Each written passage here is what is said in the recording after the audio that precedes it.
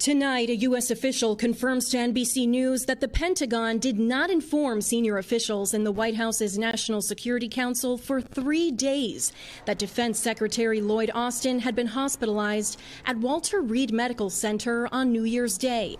The news not shared with the American public until Friday, when the Pentagon announced that Austin was hospitalized for complications following a recent elective medical procedure.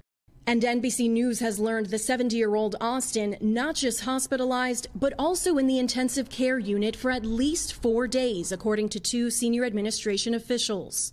Asked why his stay wasn't disclosed sooner, a Pentagon spokesperson tells NBC News this has been an evolving situation in which we had to consider a number of factors, adding Secretary Austin is recovering well and he resumed his full duties. The Pentagon declining to explain what Austin's procedure was and what complications occurred.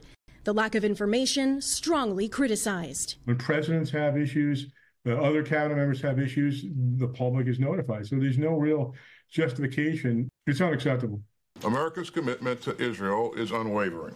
The secretary in Israel as recently as mid-December, as its war with Hamas raises tension in the Middle East. On Thursday, the U.S. carried out a strike that killed an Iran-backed militia member in Iraq while Austin was hospitalized.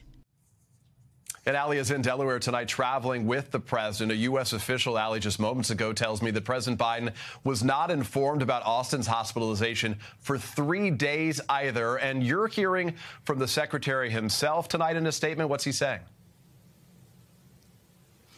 That's right, Peter. The defense secretary taking full responsibility for what he says were his decisions about disclosure, saying in part, quote, "I recognize I could have done a better job ensuring the public was appropriately informed.